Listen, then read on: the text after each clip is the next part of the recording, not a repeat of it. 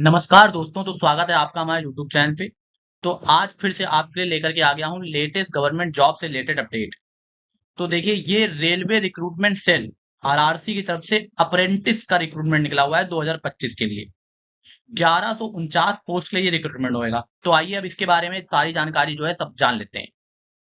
तो देखिए, सबसे पहले तो पोस्ट नेम इसमें एक्ट अप्रेंटिस है। टोटल वैकेंसी यहाँ पर आपने जैसे मैंने बताया आपको 1149 वैकेंसी के लिए अप्रेंटिस निकली हुई है ये। ठीक है, स्टाइपेंड जो है वो अब इसमें बताया नहीं है कि आपको स्टाइपेंड कितना मिलेगा, लेकिन लिखा है एज पर अप्रेंटिस रूल के हिसाब से आपको यहाँ पर जो है स्टाइपेंड मिलेगा। ठीक है, various division units of east central railway, यानी कि जो पूर्वी उत्तर रेलवे है उसके लिए ये जो है अप्रेंटिस की जो पोस्ट है वो निकली हुई है। इसका जो एप्लीकेशन जो है वो 26 सितंबर से स्टार्ट होएगा और 25 अक्टूबर तक चलेगा। तो देखिए, आपके लिए बिल्कुल लेटेस्ट अपडेट लेकर के आते हैं। 26 सितंबर से एप्लीकेशन स्टार्ट हुए हैं, 27 अक्टूबर 25 अक्टूबर तक चलेंगे। तो अगर आपको इसी तरह की जानकारी और लेटेस्ट गवर्नमेंट जॉब से अपडेट चाहिए तो आप हमारे channel UPSC PCS book cell को सब्सक्राइब जरूर कीजिए। ठीक है, तो 26 सितंबर ये आप अपने कैलेंडर में मार्क कर लीजिए और 25 अक्टूबर के रात में 12 बजे तक, 12 नहीं 11:59 तक आप इसका फॉर्म जो है वो भर सकते हैं। फिर उसके बाद अब ये देखिए, वैकेंसी जो है अलग अलग डिवीजन में अलग अलग है। तो ये जो ईस्टर्न नॉर्थ डिवीजन है उसके दानापुर डिवीजन में देखिए 675 वैकेंसी है। फिर धनबाद डिवीजन में 156, पर पंडित दीनदयाल उपाध्याय डिवीजन में 62, सोनपुर डिवीजन में 47, समस्तीपुर डिवीजन में 42। ठीक है, प्लांट डिपोट पंडित दीनदयाल उपाध्याय में 29, कैरियर रिपेयर वर्कशॉप हरनौत में 110 और मैकेनिक वर्कशॉप समस्तीपुर में 28। तो इस तरह से टोटल वैकेंसी आपकी हो जाएंगी 1149। ठीक है, ये अप्रेंटिसशिप की वैकेंसी है। अब देखिए, इसमें एजुकेशन क्वालिफिकेशन जो है वो केवल 10th पास मांगी गई है। अगर आपने 10th पास किया है तो आप इसके लिए अप्लाई कर सकते हैं। ठीक है, और आपके इसमें मिनिमम 50% मार्क्स होने चाहिए। साथ में 10th पास के साथ आपके साथ दूसरी जो एजुकेशन क्वालिफिकेशन मांगी गई है वो है नेशनल ट्रेड सर्टिफिकेट, यानी कि आईटीआई का सर्टिफिकेट होना चाहिए। आप जिस ट्रेड के लिए अप्लाई कर रहे हैं उस ट्रेड में आपके पास आईटीआई का सर्टिफिकेट होना चाहिए। तो 10th पास होने चाहिए जिसमें आपके 50% मार्क्स होने चाहिए और आईटीआई का सर्टिफिकेट होना चाहिए, जो कि national council for vocational training के द्वारा अप्रूव्ड इंस्टीट्यूट से होना चाहिए। ठीक है, तो इस तरह से आपके पास ये दो चीजें होनी चाहिए, 10th पास 50% मार्क्स के साथ और आईटीआई का सर्टिफिकेट जिस भी ट्रेड से आप अप्लाई करना चाहते हैं। एज लिमिट जो है इसकी वो 25 अक्टूबर 2025, जो कि इसके फॉर्म भरने की लास्ट डेट है, उससे कैलकुलेट की जाएगी। 26 सितंबर से 25 अक्टूबर तक फॉर्म भरे जाएंगे। ठीक है, candidate should have completed 15 years of age, मतलब आपको 15 साल की एज जो है वो कंप्लीट हो जानी चाहिए आपकी, और 24 साल से कम होने चाहिए। यानी कि अगर आप 15 साल के हो चुके हैं तो आप इसके लिए अप्लाई कर सकते हैं, और 24 साल के आप नहीं हुए तो आप जो है अप्लाई कर सकते हैं। ठीक है, ये 25 अक्टूबर को देखा जाएगा कि 25 अक्टूबर को आप 24 साल के नहीं हुए होने चाहिए और 15 साल से ज्यादा होने चाहिए।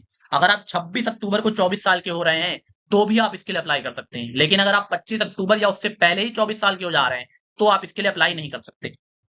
अब देखिए, एससी एसटी कैंडिडेट जो हैं उनको यहाँ पर 5 साल का एज रिलैक्सेशन मिलेगा, यानी कि वो 29 साल तक अप्लाई कर सकते हैं। ओबीसी कैंडिडेट को 3 साल का एज रिलैक्सेशन, यानी कि वो 27 साल तक अप्लाई कर सकते हैं। और जो पीडब्ल्यूबीडी है उनको 10 साल का अनरिजर्व के लिए, 13 साल का ओबीसी के लिए और 15 साल का एससी एसटी कैंडिडेट को जो है यहाँ पर रिजर्वेशन है, अगर आप पीडब्ल्यूबीडी यानी कि पर्सन विद बेंचमार्क डिसेबिलिटीज से हैं तो। अब उसके बाद देखिए, यहाँ पर स्टाइपेंड और ट्रेनिंग बेनिफिट जो है वो लिखा है, लेकिन कितना मिलेगा वो आपको बताया नहीं गया है। ठीक है, तो मैंने भी यहाँ लिखा है क्योंकि इसमें इन्होंने बताया नहीं है नोटिफिकेशन में। उसके बाद जो ये आरआरसी यानी कि रेलवे रिक्रूटमेंट सेल की तरफ से जो अप्रेंटिस का सिलेक्शन प्रोसेस है, देखिए बिल्कुल सीधा है, straight forward and based purely on merit. इसी देखिए मैंने इसको हाईलाइट कर दिया है, मेरिट के बेस पे आपका सिलेक्शन होगा। यहाँ पे देखिए साफ साफ लिखा है, नो रिटन एग्जामिनेशन और इंटरव्यू, कोई भी रिटन एग्जामिनेशन और इंटरव्यू नहीं लिया जाएगा। पूरा पूरा मेरिट के बेस पे आपका सिलेक्शन होना है। अब देखिए, मेरिट बेस्ड सिलेक्शन होगा कैसे। तो देखिए, जिस भी यूनिट या डिवीजन के लिए आप अप्लाई कर रहे हैं तो वहां पर पहले कितने एप्लीकेशन रिसीव हुए हैं वो चेक किया जाएगा। उसके बाद जो मेरिट आपकी बनेगी वो average of the percentage of marks obtain by the candidates in both matriculation with A minimum of 50% aggregate marks and ITI examination. ठीक है, और देखिए, यानी कि आपका 10वीं में जो 50% से ज्यादा मार्क्स होने चाहिए तभी आप अप्लाई कर पाएंगे। तो जो आपका इसमें मेरिट बनेगी वो आपका एवरेज निकाला जाएगा, जो आपने 10वीं में मार्क्स लाए होंगे और आपके आईटीआई के सर्टिफिकेट में जितने मार्क्स होंगे उन दोनों का एवरेज निकाल के आपका जो है परसेंटेज बनेगा और उसी पर मेरिट निकाली जाएगी। और देखिए, दोनों का इक्वल वेटेज, देखिए यहाँ पे लिखा है साफ साफ, इक्वल वेटेज दिया जाएगा दोनों के परसेंटेज को, equal weightage given to both, ठीक है। तो यहाँ पर दोनों को, यानी कि आपका जो ITI का सर्टिफिकेट है और 10th की जो आपकी मार्कशीट है, दोनों को यहाँ पर इक्वल वेटेज दिया जाएगा, ठीक है। अब जब आपकी मेरिट लिस्ट प्रिपेयर हो जाएगी तो जो शॉर्ट लिस्टेड कैंडिडेट है उनको डॉक्यूमेंट वेरिफिकेशन पे बुलाया जाएगा। कहाँ? जिस जिस भी यूनिट के लिए, डिवीजन के लिए उन्होंने अप्लाई किया है, वहां पर उनको डॉक्यूमेंट वेरिफिकेशन के लिए बुलाया जाएगा। तो ये आप याद रखिएगा कि 10वीं में अगर आपके मार्क्स अच्छे हैं और ITI सर्टिफिकेट में भी आपके मार्क्स अच्छे हैं तो आप इसको जरूर अप्लाई कीजिएगा, क्योंकि दोनों का एवरेज निकाल के और दोनों का 50-50% वेटेज रहेगा, आपका परसेंटेज बनेगा और उसी से मेरिट लिस्ट जो है तैयार होगी। कोई भी एग्जाम और इंटरव्यू यहाँ पर नहीं है। तो बहुत अच्छी अपॉर्चुनिटी है आपके लिए। 1149 पोस्ट है। अब देखिए, ये आपकी पूरी स्टेप बाय स्टेप गाइड है कि कैसे आपको क्या क्या डॉक्यूमेंट चाहिए, वो यहाँ पर लिखा हुआ है, ठीक है। तो आपको कैसे अप्लाई करना है और ये एप्लीकेशन के स्टेप हैं, जैसे आप अप्लाई कर सकते हैं। उसके बाद यहाँ पर एप्लीकेशन फीस देख लीजिए। तो जनरल, OBC, EWS के लिए 100 रुपए फीस है और SC ST PWBD और वुमेन कैंडिडेट के लिए यहाँ पर कोई भी फीस नहीं है। अब देखिए, अप्लाई ऑनलाइन करने के लिए ecr.indianrailways.gov.in पर जाकर के आप अप्लाई कर सकते हैं। ये मैंने आपको डिस्क्रिप्शन में लिंक दे दिया है, और क्योंकि इसके फॉर्म बनना स्टार्ट हो चुके हैं तो आप जाइए और तुरंत अप्लाई कर दीजिए। उसके बाद हमारा एक टेलीग्राम चैनल है जिसपे हम आपको रिमाइंडर देते रहते हैं कोई भी जॉब का। जैसे उसकी लास्ट डेट आने से पहले आपको रिमाइंडर दिया जाता है कि अगर आपने अप्लाई नहीं किया तो अप्लाई कर लीजिए। इसी तरह से आपको उसमें फ्री नोट्स PDF जो हमारे पास उपलब्ध होता है, वो हम आपको गवर्नमेंट जॉब से रिलेटेड अपडेट के लिए और आपकी पढ़ने के लिए जो है आपको उपलब्ध कराते रहते हैं उसी टेलीग्राम चैनल पे। तो आपसे रिक्वेस्ट है कि आप चाहें तो उसको ज्वाइन कर सकते हैं, ठीक है।